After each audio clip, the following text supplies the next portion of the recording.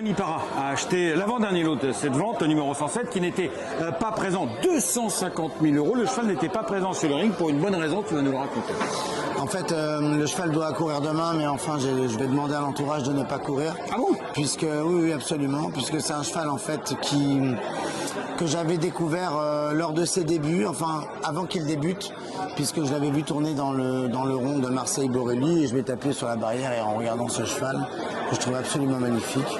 C'était le 18 juin, donc à Marseille-Borelli, il a gagné. Non, absolument pas, c'était lors de ses débuts. Ah là, la course d'avant, il a gagné la course d'après. Il faisait du schooling dans le rond, et je trouvais ce cheval absolument magnifique. Okay. Et je m'étais penché un peu sur les origines, les croisements, puisque j'adore ça.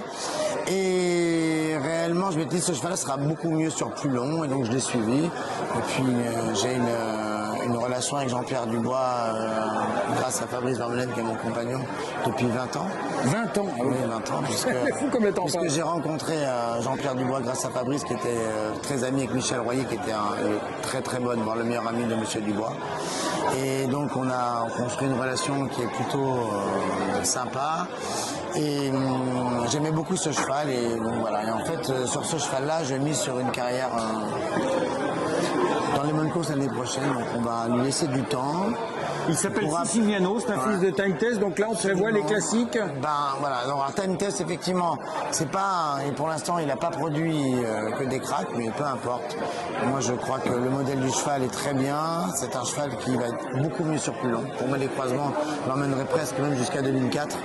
Donc il va rester chez Patrice Cotier puisqu'il a fait du très bon boulot, il n'y a aucune raison de le changer d'écurie.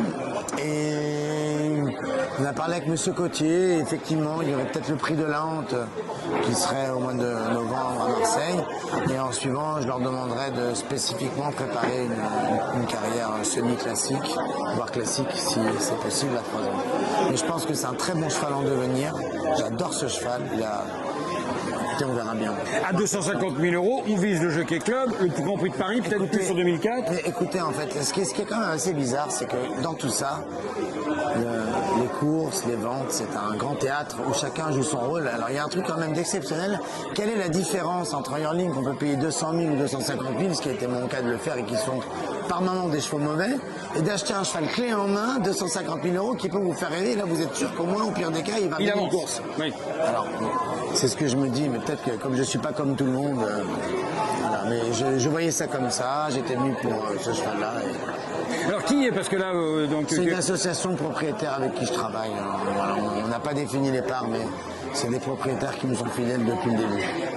Merci Jérémy. On va partager les risques. Mieux vaut être plusieurs sur une bonne affaire que tout seul sur une mauvaise. On vise le Grand Prix de Paris, c'est clair. Ah, on vise tout ce qu'on peut. Mais ben, faut avoir des objectifs. Avec vous, Arnaud, j'espère. On va viser la Lune. Merci Jérémy, merci. Merci Arnaud, c'est un plaisir.